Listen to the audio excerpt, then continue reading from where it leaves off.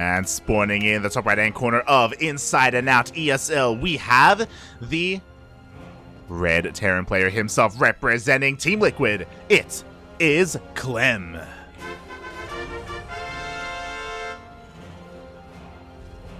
I'm probably a little biased here, Light, but yeah, I do definitely think that Clem is the overwhelming favorite in this series. You know, he, I would argue, would be #1 right now. Again, we'll see, between him and Maru, we'll see who, you know, makes it up further in this event.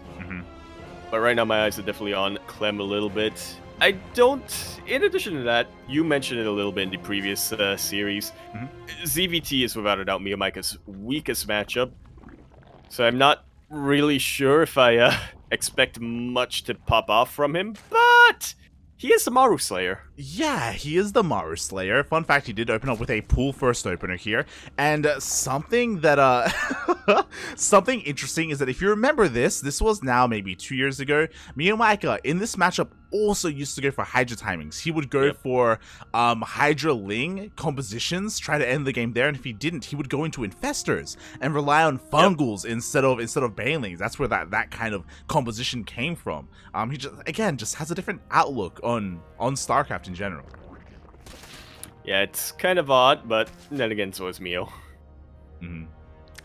Yeah, he is a little bit odd. With these things. He's going to be able to deny the scout here. I mean, Clem did confirm the opener that it was a pull first. He didn't get into the main base in case something else crazy was going on, so he's a little bit in the dark, but only a little bit. As again, he does have a Reaper as well. Is opting to turn around, and chilling at home to make sure that there is no delay on his CC. Yeah, wise choice here. See a lot of Zerg players push all the way through with their initial couple of Lings, and you know, getting that delay early on is highly valuable. Speaking of Clem, on his side, he is just playing it out nice and standard, 1-1 at the moment. He's gonna throw down a starport or another CC. Yeah, we'll see what he decides to go for here. I mean, he's got plenty of minerals to work with, to be fair. But this is what I was waiting for. I mean, don't get me wrong, you know, Clem, he is straight up the favorite. He is the player that everyone is looking at right now to maybe even win the entire tournament. But MeomaikA, he's going for 2-base lair. He can't be going Hydras again, right? It's gonna be Hydras, right? It just doesn't work. It just doesn't work that well in CVT. It doesn't. Right? It doesn't. That's why it works. Right? Exactly. I don't think people understand. MeomaikA actually throwing down a creep tumor, immediately punished for it. Yeah, the creep tumor does get sniped there by that Reaper again. MeomaikA is still on 2 bases. He's going for Overlord speed. Is he gonna drop a Lord the Hydras?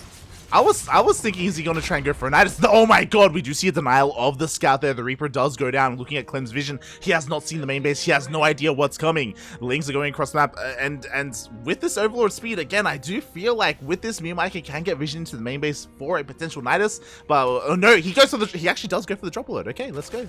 That's what I'm telling you, man. Yeah, the Queens, send them, mate. Send it. It's not gonna be Hydras. Yeah, it's gonna be Queens, which used to be a thing that Zerg players did in ZVP, very much fell out of fashion. Has anybody done this in ZVT? We'll see how well this works. We'll see how well this works because Clem, as a response, is going for a 2-1-1. So he's gonna have a lot of Marines to work with. He did rush out a tank. He even got a Cyclone as well as a bit of a safety precaution, just in case an Overlord tried to get into his main base or something like that. So Clem does have a lot to work with. Sim only just now starts, so bearing in mind these are vanilla Marines, they're not amazing, but with the tank on the high ground, like, he's set up pretty well. Yeah, looking at what MeomaikA's composition is with the Queens and with the Lings. Marines are pretty much all you need, but you need a lot of Marines. Yeah. Especially when you have a lot of Lings coming your way. The Queens are coming in here. They can't transfuse. They're off creep. Yeah, they're off creep. The Queens get targeted down immediately. The defensive position is just too damn good but here for Clem. The friendly fire. Nah, no, it's Clem we're talking about. He knows how to target fire. He was drawing fire away from the Lings and towards the Queens that, you know, weren't bunched up with those Marines. Very nicely done by Clem.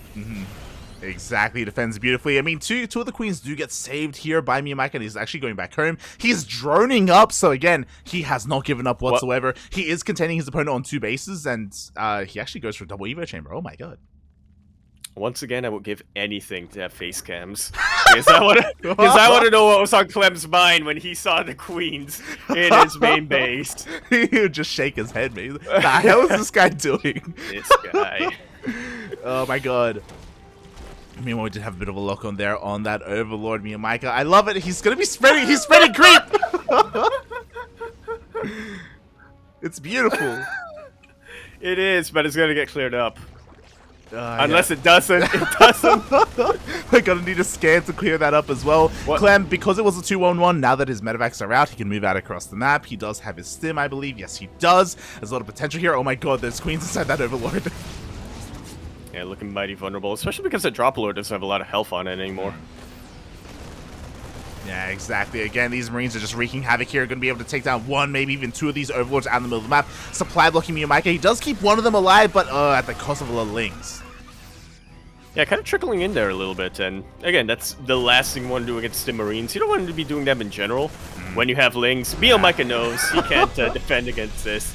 That opening just did not go his way. GG. Clem takes game number 1. GG, well played. Again, an interesting build there. I did appreciate that MeomaikA did keep his main base hidden, and he was able to, again, maybe catch his opponent by surprise. But again, Clem, he knew something weird was going on. He confirmed that there was no third hatchery, which is very, very odd in this matchup. Third hatcheries are standard.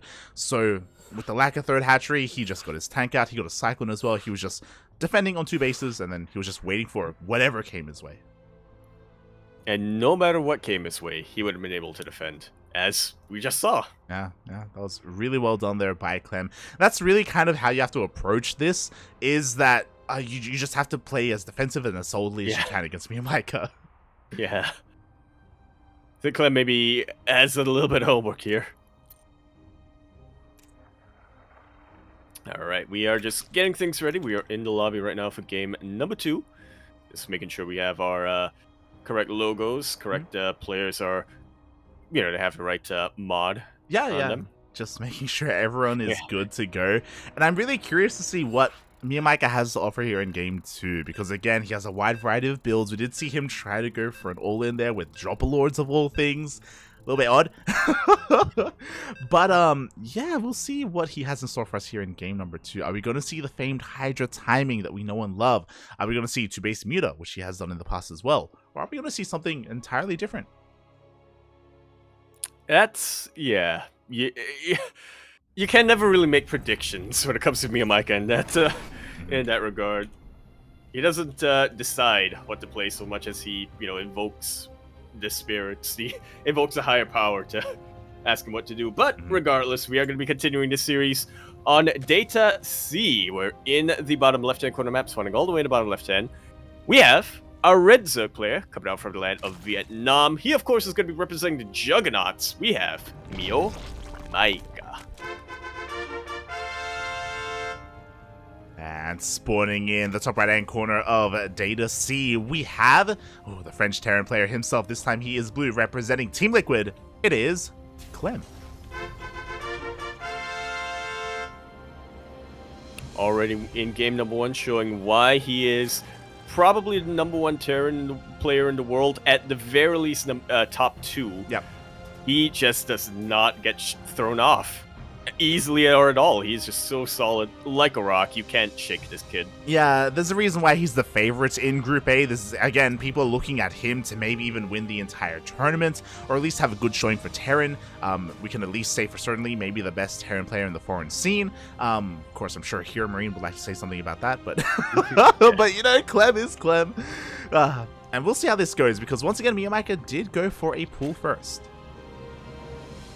Indeed, he did. So what he utilizes that for, if he's going to go for another quick lair, which, let's be honest, is MeomaikA. We may not know what tech he eventually goes for, but there's a pretty good chance he goes for an early lair. Yeah, he can do a lot off of that. For the time being, we have 4 lings on the way. We have a queen as well. With this SCV scout, Clem is going to confirm that, hold on, your hatchery is a little bit late. There should be, oh my god, a spawning pool. And we'll see if Clem just dips in, confirms the base, or if he goes all the way into the main. He should be able to, right? He just checks. He dips checks, out. yeah. Holding him still, like, Gotta say, maybe I'm huffing on the copium, but yeah, I gotta say I'm not too worried for Clem right now. Well, the scary thing is that... Does he have a Reaper? He does. He does have a Reaper, which he can go into the main base. What's important is that, because the Lings were split up, the Reaper has to turn around. So, MeomaikA, he opened the exact same way in game number 1, and because of that, Clem... this isn't necessarily kind of telling him that it is going to be a fast Roach Warren. He has to respect this, he has to turn around, he has to make sure his CC doesn't get delayed, and because of that, Clem is in the dark. Yeah, no matter what, you have to imagine he's going to be playing this out safe, but playing safe against roaches versus playing safe in general means different things, you know? It's pretty tough for a Terran player to be able to defend against a roach rush like this without a bunker up and running. Yeah, exactly. Speaking of, roaches are rallying across the map right now. Again, Clem still has not seen this. He doesn't have any SCV or any kind of spotter out on the map. These Lings are being hunted down one after the other, and I'm sure Clem feels pretty good about this. But, once again, Clem... He just started stim, and there's no tech lab on that factory. Yeah, which means there's going to be no Cyclone, there's going to be no tank. The roaches have finally been revealed. Clem now is fully aware of what's happening, and with this, he should be evacuating his natural. There we go. He pulls the SCVs immediately. He should be getting a wall up and running. Can he hold on? And how much damage can MeomaikA do? Because he is Ling flooding behind this, mate. Well, considering the circumstances, I feel like Clem has, prepared as well as he could for a scenario like this. He evacuated early. He's, walling off his main, and he wasted no time getting a bunker up and running. Yeah, and to be fair, because there aren't any Ravagers here and it's just pure Roach, like, MeomaikA's having a hard time breaking through that depot. Meanwhile, one Overlord goes down. This does supply block MeomaikA. Pretty heavily at that. Exactly, and with that supply block, even though MeomaikA has some gas, he cannot morph in any Ravagers right now. He has to wait a little bit longer. Still supply blocked, by the way. Overlords are finally going to finish up, and again, this is delaying these Ravagers by so much, and this is giving Clem so much time to get a better defense up and running. Always remember that good old mantra. The longer this goes on, the better it becomes for the defender. Yeah. Exactly. Meanwhile, the Ravagers reveal themselves. What's important is that Clem hasn't seen the Ling Flood. He doesn't know how all-in MeomaikA is. It isn't uncommon for these roaches to be the only form of aggression, and that's it. Yeah, and then you see a lot of Zerg players expand behind that, but not MeomaikA. He dips straight in. He does get us around, but Clem is able to break on through that. I think it's safe to say that this is about to be... well, I was going to say it's about to be the end of this aggression from MeomaikA. And it wasn't, but it's pretty close to it. Oh my god, even Biles his own Lings. It was impressive to see him even split against the Bile, by the way. It was crazy that despite the surround, Clem was still able to come out on top there. He does have the surface area. He's going to be able to focus down as many of these Lings as possible, dodges as many of the Biles as he can, and MeomaikA is running out of steam. Very much so. He does have the Ravagers now. He is able to Bile, but now Clem has a tank. MeomaikA... it might be too late at this point, but he really should just cut his losses and expand from here. GG is called. Instead, Clem takes that series 2-0, completely unscathed and completely unshaken.